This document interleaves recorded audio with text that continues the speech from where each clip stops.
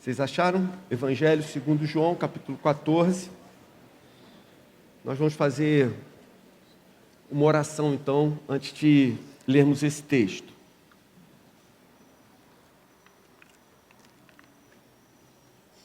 Senhor querido, obrigado por estarmos juntos na Tua presença, porque o Senhor não nos deixou órfãos, mas o Senhor nos deu a Tua palavra. Então, Senhor, como o Senhor nos falou, através do contato com os irmãos, sorriso, carinho, abraço, como o Senhor nos falou através dos louvores, agora, Senhor, fala através da Tua palavra, que o Teu Espírito mais uma vez sopre sobre esse lugar, que o Senhor nos conceda graça, que o nosso coração esteja pronto para receber aquilo que o Senhor deseja nos falar, em nome de Jesus. Amém. Só antes de ler o texto, gente, esse texto foi lido pelo pastor Augusto Nicodemos no domingo que ele esteve aqui, na parte da manhã. Ele deu uma palavra específica para os líderes e falou demais ao meu coração. Então, eu achei que seria conveniente, adaptei a palavra, falei no retiro dos jovens, há algumas semanas atrás, mas hoje eu gostaria de compartilhá-la com a igreja. Então, João, capítulo 14, versos 1 a 3. Não se perturbe o coração de vocês. Creiam em Deus, creiam também em mim. Na casa de meu pai há muitos aposentos. Se não fosse assim, eu lhes teria dito: vou preparar-lhes lugar. Se eu for lhes preparar lugar, voltarei e os levarei para mim, para que vocês estejam onde eu estiver. Creiam em mim quando digo que estou no Pai e que o Pai está em mim. Pelo menos creiam por causa das mesmas obras. Digo-lhes a verdade: aquele que crê em mim fará também as obras que tenho realizado. Fará coisas ainda maiores do que estas, porque estou indo para o Pai. E eu farei o que vocês pedirem em meu nome, para que o Pai seja glorificado no Filho. O que vocês pedirem em meu nome, eu farei. Amém? Sentiu firmeza? O que vocês pedirem em meu nome, diz o Senhor, eu o farei. Gente, olha só. O que te motiva a viver? O que faz o seu coração vibrar? O que leva você a acordar dia após dia, pular da cama e ir para a rua, e a luta? O que motiva o seu coração? No contexto que nós lemos, os discípulos, eles tinham acabado de ter uma péssima notícia. Jesus os tinha reunido e falou com eles, no capítulo anterior, no verso 33, filhinhos, vou estar com vocês apenas mais um pouco. Vocês procurarão por mim, e como eu disse aos judeus, agora lhes digo, para onde eu vou, vocês não podem ir. Ora, como assim vocês não podem ir? Nós deixamos trabalho, família, conforto, nós deixamos tudo para seguir o Senhor. Durante 3 anos nós temos te seguido, nós te amamos, nós confiamos no Senhor, nós queremos ver o seu reino implantado, nós temos sofrido também bullying, perseguição por causa do teu nome, e agora o Senhor se vira para nós e simplesmente diz: eu vou embora e vocês não poderão vir comigo. Que péssima notícia! Isso tira a paz do coração deles. Eles ficam muito tristes, desolados, abatidos. Algumas vezes na vida, nós vamos ter notícias assim. Algumas vezes na vida, nós vamos passar por situações assim. Serão notícias, situações, crises, que vão minar as nossas energias, que vão tirar a nossa vontade de viver, que vão fazer com que a gente fique abatido, prostrado, notícias que vão nos derrubar. Então, Jesus começa a encorajá-los. O que Jesus diz para eles que seria o suficiente para, depois de uma notícia tão ruim, tão dramática, eles continuarem a viver motivados, alegres e confiantes. Então Jesus dá a eles algumas razões pelas quais, apesar da notícia triste, ainda assim eles deveriam se alegrar. Que notícias são essas? Que razões são essas? Primeira razão, Jesus diz: eu vou, mas eu volto. Verso 3, se eu for e lhes preparar lugar, voltarei e os levarei para mim, para que vocês estejam onde eu estiver. Aqui, gente, Jesus fala em preparar lugar, não que Jesus esteja preparando casinhas, casas, mansões na região celestial, e isso esteja demorando. Mas quando ele diz que vai para preparar lugar, na verdade é porque ele ainda não havia morrido na cruz. Olha, então eu vou preparar o lugar, eu vou morrer na cruz, eu vou aguardar o tempo certo para que eu possa voltar. Na cruz, Jesus completou totalmente essa tarefa de nos preparar o lugar. Depois que ele morreu por nós, não há mais o que precise ser feito para a gente chegar lá. Através da nossa fé, nós o alcançaremos. Jesus abriu um caminho que estava fechado para nós, pecadores. Mas agora, pela cruz, a nossa morada diante de Deus, junto de Deus, com Deus, ela já está preparada. Daqui a pouco a gente vai chegar lá.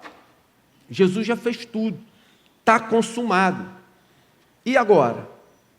Agora, Jesus aguarda o tempo determinado para voltar. Segunda Epístola de Pedro, capítulo 3, verso 9, Pedro diz assim: o Senhor não demora em cumprir a sua promessa de voltar, como julgam alguns. Ao contrário, Ele é paciente com vocês, não querendo que ninguém pereça, mas que todos cheguem ao arrependimento. Jesus não está atrasado. Jesus não esqueceu. Jesus não está demorando. Ele está dando tempo para que muitos outros se arrependam. Jesus está aguardando o tempo certo para que os nossos irmãos e irmãs que ainda se encontram nas trevas sejam alcançados, venham para o reino. Essa é a verdade. Queiram ou não, acreditem ou não, gostem ou não, Jesus vai voltar. E Ele vai voltar, gente, não mais como o cordeiro que se humilhou, mas agora como o Rei dos reis. Na casa de meu Pai há muitos aposentos. Se não fosse assim, eu lhes teria dito: no reino tem lugar para muitos. No tempo certo, vocês irão também.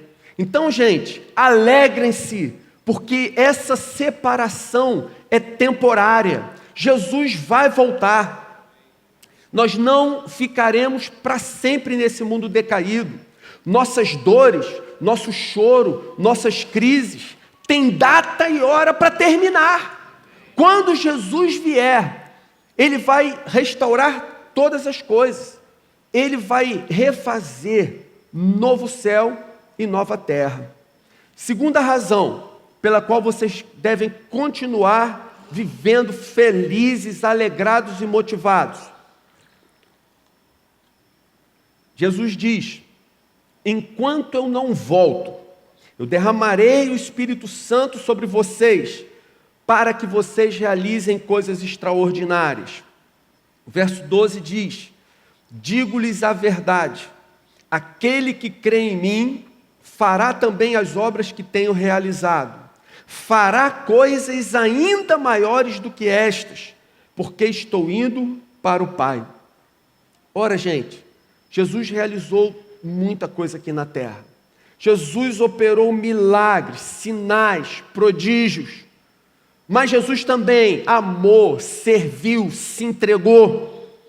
Jesus está dizendo: eu vou para o Pai, enviarei o Espírito sobre vocês, e o Espírito permitirá, fará com que vocês tenham poder, condições, para continuar realizando as obras que eu comecei. Vocês darão continuidade àquilo que eu fiz. Obras ainda maiores, mais extensas, que englobarão toda a terra, vocês vão realizar, porque eu estou indo para o Pai. Gente, o nosso Salvador, ele venceu a morte e hoje ele está com o Pai.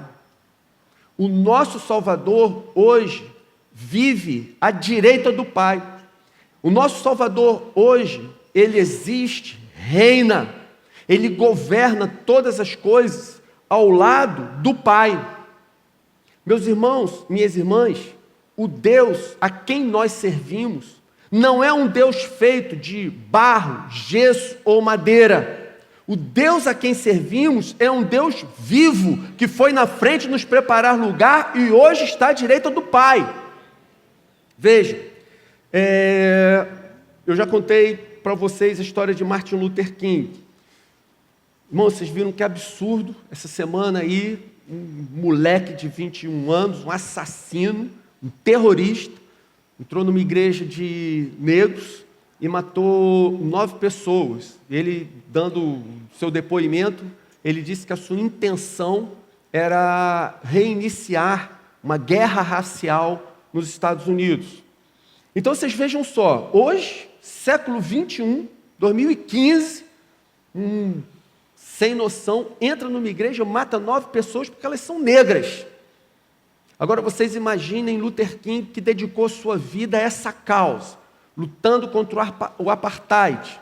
Se até hoje é assim, se até hoje nos Estados Unidos tem igreja de branco que negro não entra, igreja de negro que branco não entra. Luther King, num certo momento, cai prostrado em depressão na sua casa. A sua esposa se veste de luto e passa na frente dele. Luther King se assusta e pergunta: mulher, quem morreu? E ela então diz: Martin, foi Deus. Deus morreu. Luther King então dá um salto da cama assustado e a exorta dizendo: que é isso, mulher? Deus não morre. E ela então responde para Luther King: Martin, se Deus não morre, viva como quem tem um Deus vivo. Se Deus não morre, viva como quem tem um Deus vivo. Se o nosso Deus, gente, é um Deus vivo, se o nosso Deus é um Deus que não morre, se o nosso Deus é um Deus que não envelhece, se o nosso Deus é um Deus que não fica caduco, se o nosso Deus é um Deus que não fica esclerosado, mas se o nosso Deus hoje é o mesmo que foi ontem e será eternamente, então nós podemos continuar as obras de Jesus, porque Ele está vivo e reina ao lado do Pai. Existe uma missão que o Senhor nos deu, existe um propósito, e Ele nos capacitou para tal. A igreja está encarregada de dar continuidade às obras de Jesus. Continue em meu ministério. O Espírito Santo vindo vai capacitar vocês a pregarem o Evangelho, a viverem o Evangelho pelo mundo todo.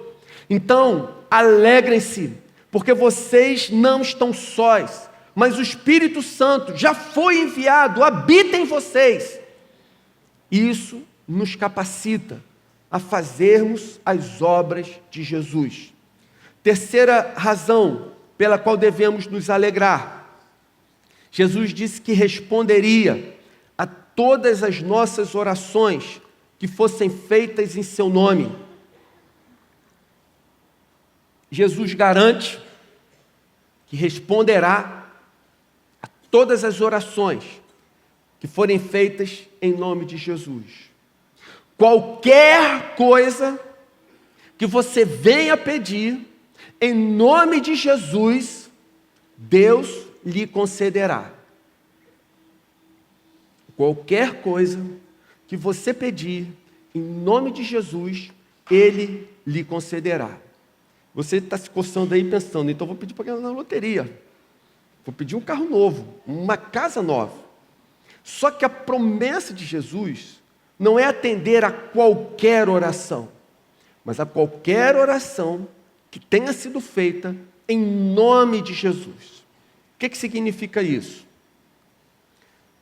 Vai haver uma reunião com pastores em Niterói para tomar uma decisão importante. Eu não vou poder ir, mas o pastor Marcão me conhece e sabe meu posicionamento. Então eu combino com ele: Marcão, não vou poder ir, mas você vai, você sabe como a gente pensa, como eu penso, pô, me representa lá. Pô, Marcão, por favor, estando lá, fale em meu nome. O que significa falar no meu nome? Ele sabe como eu penso, ele sabe o que eu sinto, ele conhece os valores do meu coração, ele sabe que se eu tivesse lá, o que eu falaria, o que eu diria, alguns argumentos que eu usaria. Orar em nome de Jesus significa pedir numa certa situação aquilo que Jesus pediria se fosse ele que estivesse ali orando. O que Jesus pediria se ele estivesse vivenciando o que você está vivenciando? Se ele fosse orar pelos assuntos que você ora, como ele oraria? O que pediria? De que maneira? Com que intensidade? Gente, isso aqui é orar em nome de Jesus. Orar em nome de Jesus não é você pedir qualquer coisa, de qualquer maneira, e acrescentar esse refrão, em nome de Jesus, no final da sua oração. Orar em nome de Jesus significa pedir aquilo que Jesus pediria. Então, orar em nome de Jesus tem um poder muito especial, porque orar em nome de Jesus traz a garantia, a certeza de que a sua oração será atendida. Quero ler um texto com vocês, Apocalipse capítulo 8. Você pode abrir a sua Bíblia? Gente, eu já li esse texto aqui algumas vezes, mas toda vez que eu o leio, eu sinto vontade de orar. E se vocês passarem a sentir vontade de orar toda vez que vocês lerem esse texto, então nós vamos ler esse texto toda vez que nos encontrarmos, porque a gente precisa orar.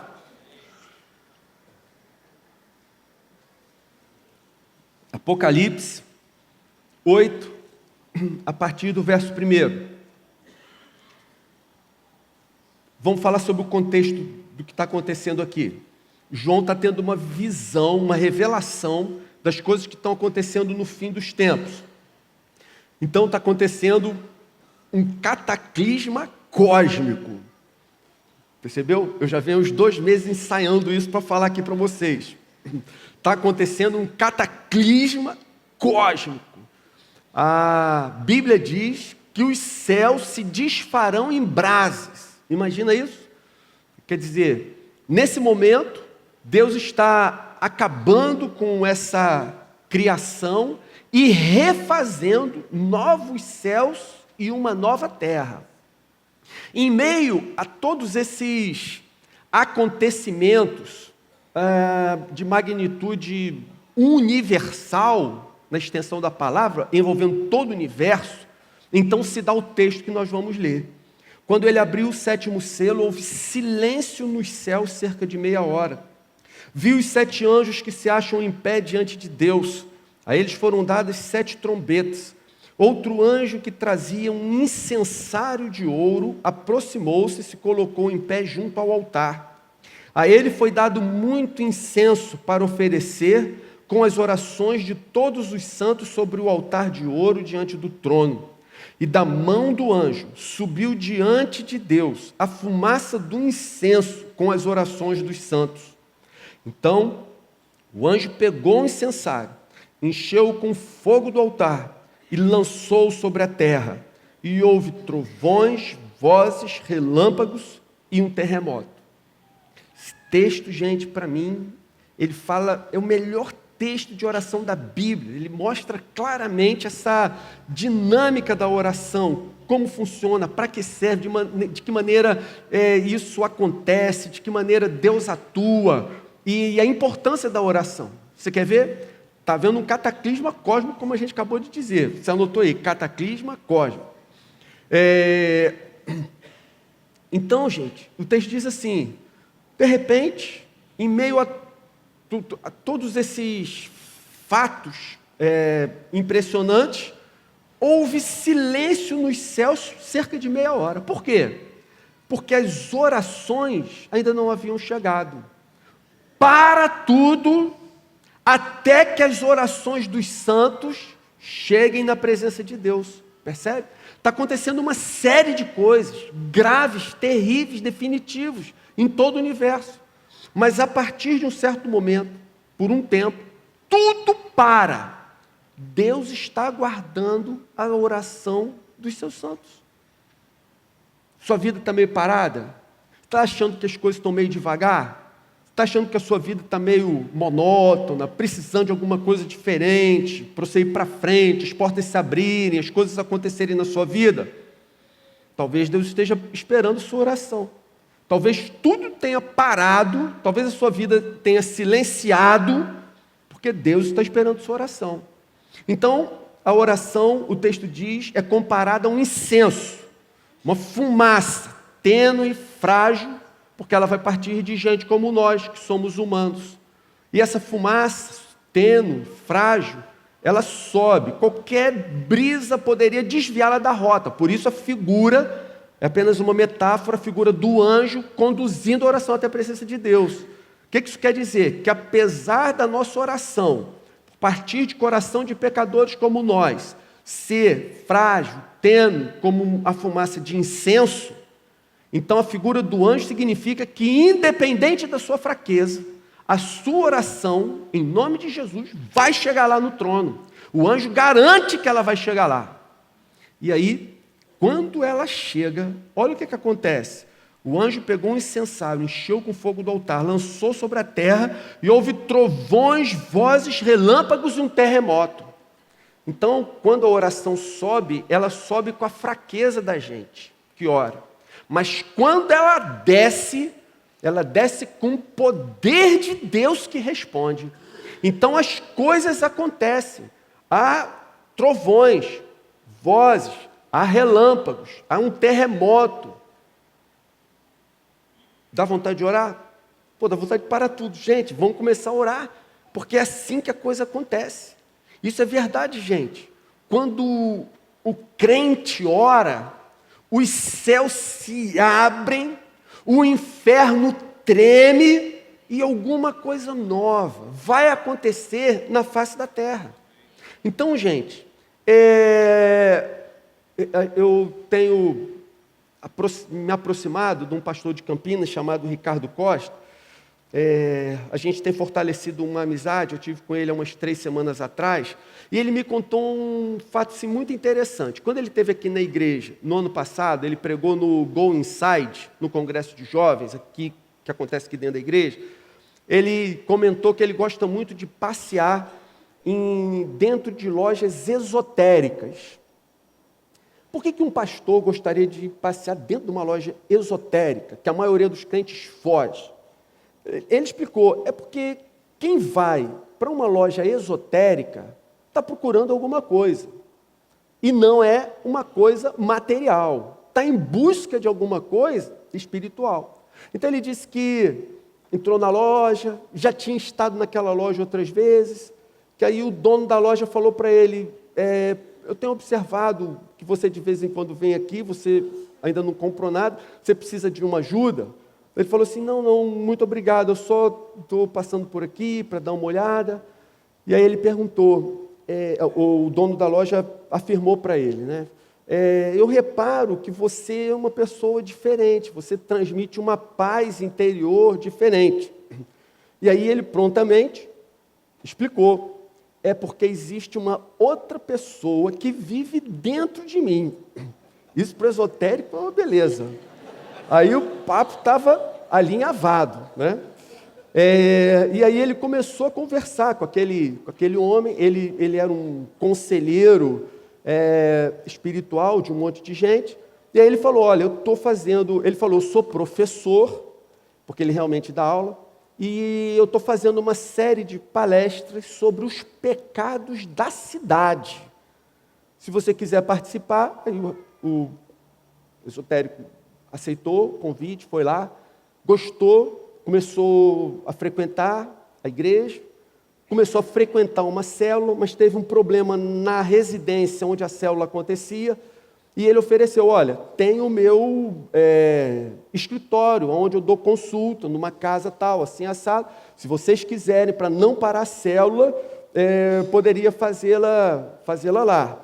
Quando ele ofereceu através da secretária da igreja. Você imagina um esotérico ligando para a secretaria da igreja para dizer, fala para o pastor, para ele não parar a célula, que eu ofereço a minha casa para ele fazer. E aí, quando eles entraram ali, a esposa do pastor percebeu que havia uma série de coisas já guardadas debaixo da escada. Ou seja, quando ele entrou, o irmão lá, o esotérico, que já era quase irmão, tinha preparado a casa para ter a reunião de célula. E aí a reunião começa um temporal e a casa começa a alagar toda, na hora da célula. Então, o Ricardo parou a reunião, falou assim, gente, vamos começar a orar, vamos clamar a Deus, para Deus intervir aqui nesse momento, porque começou aquele negócio, puxa água e não há rodo que dê jeito em tanta água que tinha enchido. E eles começaram então a orar. Quando eles começaram a orar, um estrondo violento, provavelmente um raio, a casa toda treme, e naquele momento a água começa a baixar e seca tudo. Sabe por que isso acontece, gente? Porque quando a gente ora, a nossa oração é fraca, mas quando Deus responde, Ele responde com poder. Quando nós oramos em nome de Jesus, o Senhor responde, Ele nos atenderá. Passe a orar em nome de Jesus e contabilize quantas orações o Senhor vai te responder. Bem, gente, esse texto que nós lemos e a respeito do qual nós estamos conversando, ele faz parte da última conversa de Jesus com seus discípulos. E ele vai terminar em João 16:33, dizendo assim, eu lhes disse essas coisas para que em mim vocês tenham paz. Neste mundo vocês terão aflições. Contudo, tenham ânimo. Eu venci o mundo. Percebe o que acontece? Essa aqui é a última conversa de Jesus com os discípulos. Depois tem as palavras de Jesus, tem as palavras de Jesus no Getsemane, as palavras de Jesus na cruz, mas conversa orientando os discípulos é a última que Jesus tem. E ele conclui a conversa dizendo, neste mundo, gente, vocês passarão por problemas, sofrimentos, dores, dificuldades. Contudo, tenham ânimo, eu venci o mundo. Tenham ânimo, eu venci o mundo. Se nós observarmos a igreja, nós vamos ver que há dois tipos de pessoas. Existe um tipo de pessoa que logo cresce e amadurece na fé. Existe um outro tipo de pessoa, que é aquela pessoa que vai ficar sempre estacionada, parada, não progride, tem dificuldade de caminhar. Essa pessoa aqui, ela sempre louva e parece que ela é imbatível, que ela é inabalável. Já essa pessoa daqui, ela está sempre abatida, murmurando, resmungando. Existem essas pessoas aqui que são sempre procuradas quando alguém precisa de ajuda, de conselho, de apoio. Existem essas pessoas aqui que não sabem resolver nem seus próprios problemas. Existem essas pessoas que florescem, frutificam. Existem outras pessoas que nem brotaram e já estão secando. Existem pessoas que causam um forte impacto, enquanto outras não fazem a menor diferença, não fazem a menor falta. Existe gente que se alegra com Jesus e que prossegue a vida com o coração alegre e motivado. Existe gente que é arrastada ao longo de toda a vida. A diferença entre esses dois tipos de pessoa não está na educação que elas tiveram, não está nos dons que lhes foram concedidos, nem na capacidade intelectual. A diferença dessas pessoas não está nas circunstâncias favoráveis da vida.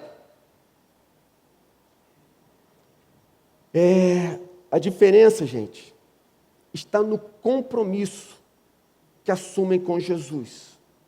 Motivos para vivermos felizes, todos nós temos. Jesus voltará. Ele nos deixou o Espírito Santo que agora habita em nós. Nos garantiu que se orarmos em nome de Jesus, Ele nos responderá. Alguns anos atrás, o missionário Fred da Nigéria esteve aqui na igreja. Para os mais antigos lembrarem, o Fred foi aquele missionário que falou que aquela comida do carandiru, eles servem no Natal na Nigéria. Prato celebrado, esperado com muita alegria. Foi a igreja do Fred na Nigéria que usou como uma estratégia de evangelismo, colocaram um bebedouro com água gelada na igreja. Formavam filas de 1 quilômetro, 2 quilômetros, de pessoas esperando para beber água gelada. E o Fred disse que algumas pessoas mais idosas, quando começavam a beber aquele copo de água, começavam a chorar, dizendo: eu pensei que eu fosse morrer sem jamais ter sentido a sensação de tomar um copo de água gelada. O Fred recebeu vários convites para ficar no Brasil como pastor, mas ele escreveu uma carta para a gente em que ele disse: há um lugar tão infeliz que faz da guerra um fardo cruel, longe do amor, de pés no chão, onde a miséria é sempre o refrão de um povo triste, sem emoção e sem razão para sorrir. Com as palavras acima, qualquer um que nasceu naquele continente africano, que vive em fome, perseguição, miséria e guerra, e depois de morar em outro país como o Brasil, e experimentou a fartura, temeria voltar e morar definitivamente naquele lugar. Mas quem nos separará do amor de Cristo? A tribulação, ou a perseguição, ou a fome, ou a nudez, ou o perigo, ou a espada? Por essa razão, estou voltando de vez para proclamar e mostrar a glória de Deus em meu país. Eu sei que não nos encontraremos mais, nem lá eu verei a fartura que vi no Brasil. Mas uma coisa é certa: a minha alegria é permanecer em Cristo. Você percebe o que acontece? As circunstâncias desfavoráveis da vida não conseguem abalar o ímpeto de uma pessoa comprometida com Jesus. Essa é a maior necessidade da igreja hoje. Nós não precisamos de mais preparo teológico, nós não precisamos de mais conhecimento, nós não precisamos de mais gente por ser mais gente. Mas a maior necessidade da igreja hoje é de gente que queira se comprometer, gente que queira se render, gente que queira servir. Nesse exato momento, gente, existem pelo menos 3 bilhões, talvez 4 bilhões de almas que estão gemendo, sofrendo a angústia do vazio existencial, sem jamais terem ouvido ou mesmo experimentado o amor de Jesus. Deus está à procura de gente para quem Ele possa confiar o seu plano, gente que se comprometa com o Evangelho. Esses dias eu li uma história que aconteceu na época do missionário Guilherme Carey, século XVIII, final do século XVIII, início do século XIX. Guilherme Carey, ele é considerado o pai das missões modernas, e ele foi missionário na Índia. Então, um pastor, que não o missionário, mas um pastor começando um trabalho ali, pregando o Evangelho, ele exortou a igreja a que contribuísse para que eles conseguissem construir uma capelazinha onde eles pudessem se reunir. E algumas pessoas levaram o que tinham: tijolos, tábuas, pregos. Mas uma senhora negra, já idosa, ela fez uma oferta em dinheiro de grande valor. O missionário estranhou o fato dela ser pobre, não ter posses e ter dado uma oferta tão vultosa, tão generosa para a construção da capela. Então, depois do culto, ele a chamou e a perguntou como ela tinha conseguido todo aquele dinheiro. Então, ela lhe respondeu: eu não tinha nada para dar, eu não tinha nada para vender. Então, vendi-me a mim mesma. Agora eu sou uma escrava, mas o meu coração continua livre para adorar o Senhor. Na época do avivamento moraviano, Deus levantou um nobre mesmo, de sangue azul, um conde, chamado Conde Zinzendorf. Era um homem cheio do Espírito Santo. Zinzendorf começou a acolher cristãos perseguidos do leste europeu. Muitos chegaram ali. Zinzendorf acolhia aqueles irmãos, os abrigava, dava mantimento, roupa, etc. Ali começou um grande avivamento. Gente, a história do avivamento moraviano registra que vários cristãos, por não conseguirem entrar em países fechados ao Evangelho, se vendiam como escravos para terem acesso àquelas pessoas. Você entende o que C.S. Lewis quis dizer quando ele diz: a única coisa que o cristianismo não pode é ser moderadamente importante. Gente, diante das afirmações que o Evangelho faz, diante das afirmações que o cristianismo faz, céu, inferno, vida eterna, perdição eterna, exultação plena diante de Deus, sofrimento extremo, eterno, longe da presença de Deus, a única coisa que o cristianismo não pode é ser moderadamente importante. Ou ele é verdadeiro e merece tudo que nós temos, ou não é verdadeiro e não deveríamos estar aqui. Ou o Evangelho é verdadeiro e isso vai determinar toda a nossa existência, o restante da nossa vida, ou realmente nós deveríamos deixar isso para lá e irmos cuidar da nossa vida. Quero concluir dizendo que todas as vezes que passamos por uma crise com o coração diante de Deus, nós saímos dela mais maduros, mais experientes e, sobretudo, amando mais o Senhor. Jesus vai voltar e vai colocar um ponto final na nossa dor. Ele disse que faríamos obras ainda maiores, porque Ele nos deu o Espírito Santo. E Ele garantiu que atenderia às nossas orações, sempre que nós orássemos em nome de Jesus. Então o texto de Hebreus, capítulo 12, diz: portanto, fortaleçam as mãos enfraquecidas, os joelhos vacilantes, façam caminhos retos para os seus pés, para que o manco não se desvie, antes seja curado. Pode dizer amém? Amém. Então, gente, firma as mãos no arado, não olhe para trás. O Deus a quem servimos é o mesmo ontem, o mesmo hoje, que foi ontem, que será eternamente. Nós servimos a um Deus vivo, um Deus amigo, um Deus que tem estado conosco. E apesar de todos os problemas que você passou, todos os problemas que nós passamos, Deus continua nos amando e Ele continua querendo nos usar. Amém? Vamos fazer uma oração? Senhor querido, obrigado pela Tua palavra, pelo encorajamento que o Senhor deu aos discípulos, que agora o Senhor dá para a gente também. Senhor, nós queremos nos lembrar dessas verdades. O Senhor voltará, o Senhor nos deu o Teu Espírito, o Senhor atende a nossa oração. Bendito seja o nome do Senhor. Como é possível alguém que tem um Deus como o nosso Deus viver abatido, viver derrotado?